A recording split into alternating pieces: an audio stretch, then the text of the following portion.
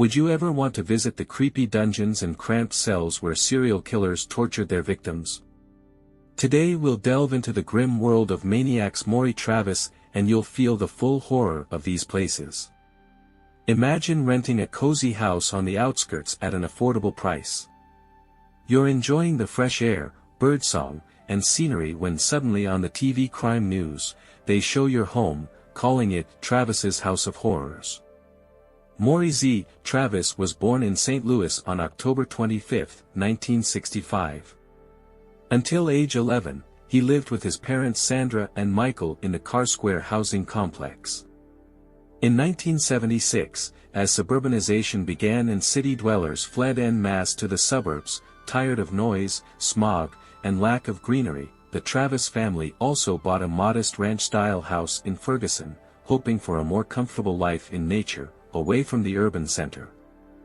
At first, things were going well. The Travises settled into their new home, made acquaintances, and raised their son.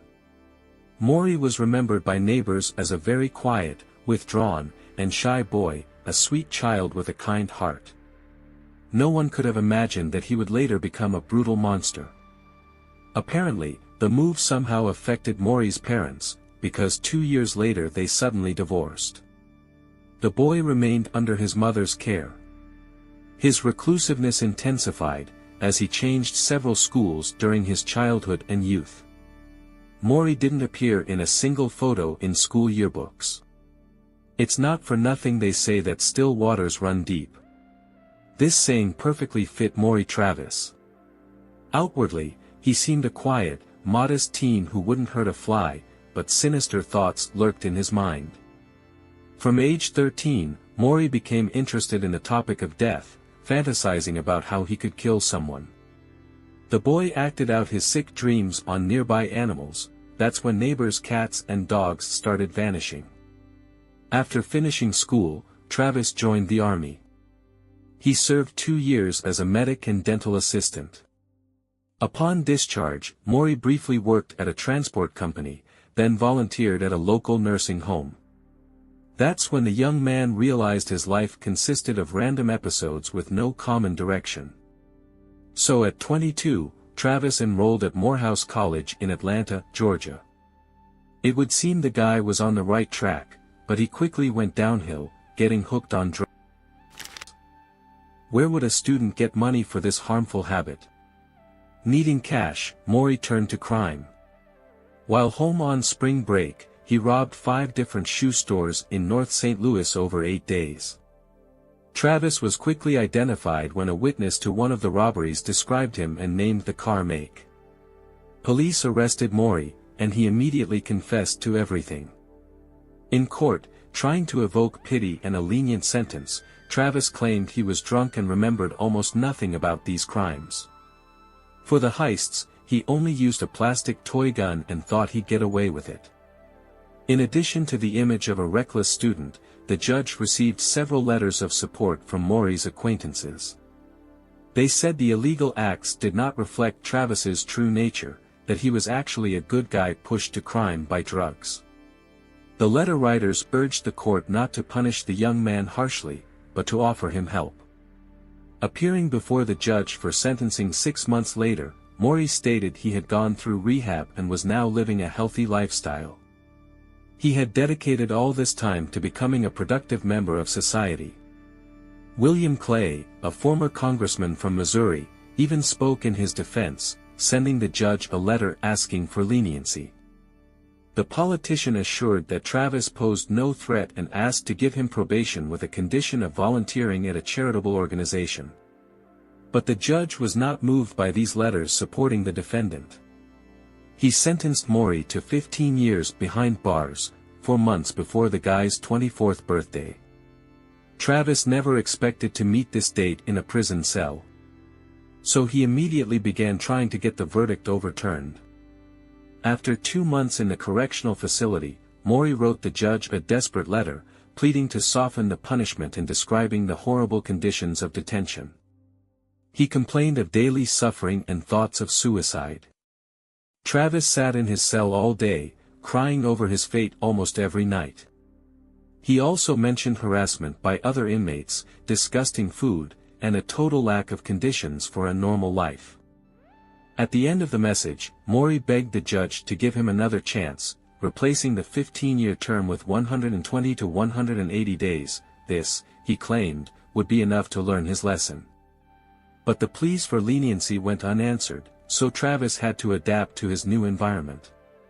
Realizing the futility of trying to get out of prison, Maury decided to lay low and quietly serve his sentence. But even this he did poorly. In the first 2 years behind bars, he received 13 warnings for violating the rules. Despite this, in June 1994, having served 5 years and 9 months, Travis was paroled. He settled in a 2-family duplex he shared with Ms. Linda Harris. According to her, Maury was an ideal neighbor, calm, friendly, didn't bring company, throw parties, or bother anyone. Their house had a shared basement with a washer and dryer. Once, when Linda was downstairs, Maury startled her so much by suddenly appearing that from then on, when descending to the basement, he always whistled some tune. He apologized profusely for making the elderly woman nervous. Linda's son also got along great with Travis. They became friends. The men often sat together on the porch, chatting and drinking beer. Although drugs had already managed to ruin Maury's life, he soon got hooked on them again, and everything went downhill. For years after his release, Travis violated parole and returned to jail, getting a short term for possession of prohibited substances. In 1999, he was let out. For a while, he recovered, not knowing what to do with himself. And in the summer of 2000, he got a job as a waiter at a restaurant in a downtown hotel. There he had several strange conversations with a colleague, Dave. Once Maury let slip that if he ever needed to get rid of incriminating items, he'd throw them out in the eastern part of St. Louis, because there were few police there. A few months after that conversation, a corpse was found there. Dave's girlfriend was an intern at a TV station. Once, meeting with her, Maury wondered if her colleagues were preparing any reports about the murders of prostitutes in the eastern part of the city. There was nothing like that in the media. So how could Travis know about this? On July 1, 2000, the body of 61-year-old Mary Shields was found in that area of St. Louis. Now Dave and his journalist girlfriend wondered, was this somehow connected with Maury's words, or was it just a coincidence? Travis settled in his family's house at 2001, Ford Drive in St. Louis, Missouri. It had a basement, which the man, obsessed with abusing the weak since his teens, turned into a torture chamber. Not to the same extent as in childhood, he took up his dark deeds. When Maury wasn't working at the restaurant, he searched the streets for prostitutes, took them home, enjoyed himself, and then, instead of payment, locked them in the basement where he perversely abused them. He filmed the torture sessions. Sometimes he forced the captives to participate in strange rituals, dancing in white clothes and sunglasses. When a victim bored him, he simply killed her. Fortunately, 4 months after Mary Shields' body was found, Travis was arrested again for violating parole and jailed. This time he served several months, from November 29, 2000 to March 19, 2001. As soon as he got out, he went right back to his old ways. Less than 2 weeks passed before the remains of Alyssa Greenwade were found in Washington Park. 3 days later, the corpse of another unidentified woman was discovered in eastern St. Louis. From May to October 2001, 4 more women were tortured and strangled: T. Wilson, V. Thompson, Y. Cruz, B. Beasley. One had tire tread marks on her legs, and socks from 2 bodies had traces of semen. This allowed isolating the suspect's DNA. But Travis lacked abusing prostitutes. He craved fame as a serial maniac in newspapers and on TV. Police initially didn't link all the murders. It's quite possible Maury would have avoided punishment if not for his thirst for notoriety. He decided to play cat and mouse with the cops.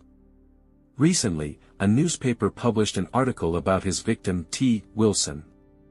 After reading it, Travis printed out a map from the internet, marked the location of another of his victim's remains, and anonymously mailed it to the journalist.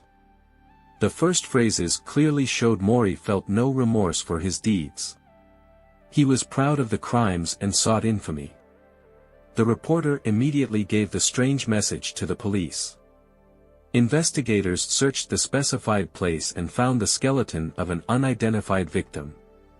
Learning that the map was printed from a specific website, detectives tracked the IP address. In a few days, they found out, the download took place from the house at 1100 to 1400, Ford Drive in St. Louis, where the previously convicted Maury Travis lived. Early on June 7, officers knocked on the door of the probable maniac. The just-awakened owner opened, aggressively demanding they name the reason for the visit. There was no trace left of the sweet, shy boy everyone knew him as. When the police showed Travis the letter with the map, he feigned ignorance. But as soon as they mentioned that the sender used his computer, he had to let the cops into the house. For an hour and a half, Maury tried to control the conversation, changing the subject at awkward questions. He already believed he had fooled the investigators when suddenly there was another knock at the door. It was a team with a search warrant. That's when Travis showed his true face, cursing and raging that he had opened the door at all. The detectives already guessed they would find something, judging by the owner's reaction. And indeed, criminalists quickly discovered traces of blood from different people in the basement, on the floor, walls, under the carpet, and on its back side. While experts worked downstairs, upstairs investigators continued the interrogation. Maury was shown photos of women believed to be his victims. He glanced at the pictures and stated he had never seen them. But 10 minutes later, when the conversation turned to something else, Travis asked to see the photos of the dead girls again. The detectives caught him in his words, as they hadn't said these women were deceased. Maury realized he had slipped up. Lowering his head, he was silent for a few seconds, then said he would show them the location of another victim in eastern St. Louis. On the way, the man confessed that he first killed at 19. It was an incredible feeling of power and superiority. But as the car approached the bridge, he suddenly changed his mind and asked to be taken to jail.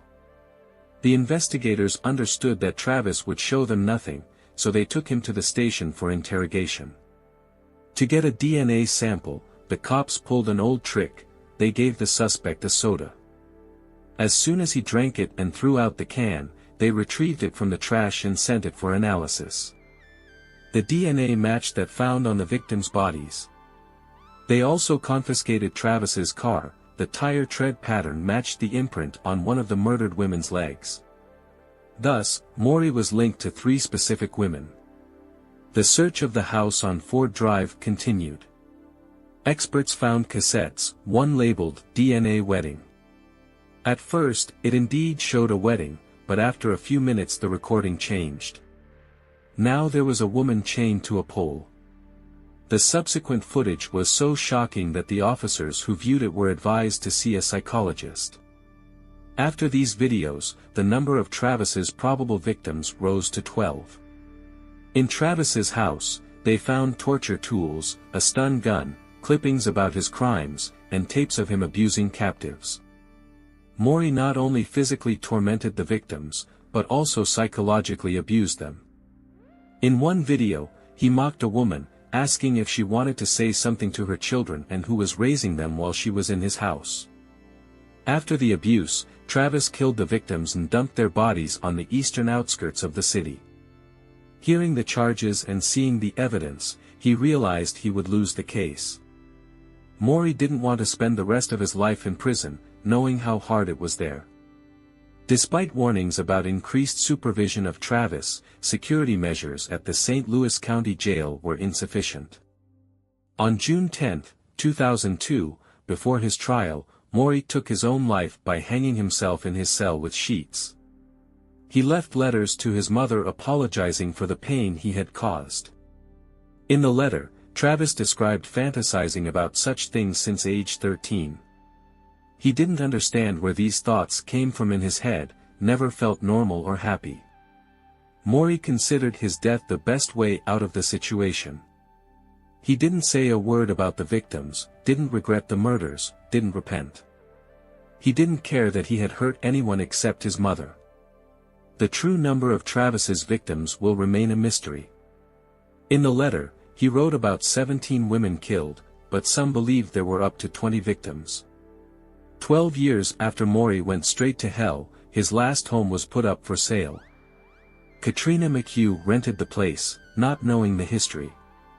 Maury's mother rented out the house without mentioning the past. One evening, Katrina was watching TV at home. In a documentary about unsolved cases, she suddenly saw a photo of her current residence. The woman shuddered in horror, learning that people had been murdered in the basement under her feet. The film showed a wooden post that still stood where Katrina's 2-year-old daughter often played. The frightened woman wanted to move out immediately. She explained the situation to the landlady, thinking she would understand. But she was told she had to stay until the end of the lease or pay the full amount. Later, the St. Louis Housing Authority intervened, and Katrina was allowed to leave. On a real estate sales website, there's information that the Travis house was eventually sold. The price is not listed. Unfortunately, owners are not legally obligated to disclose the history of a home, only to inform buyers about physical defects. Even if real atrocities took place there. That's all for now. Please share your thoughts in the comments below. Give this video a thumbs up and be sure to subscribe to my channel so you don't miss any future content. Take care and goodbye.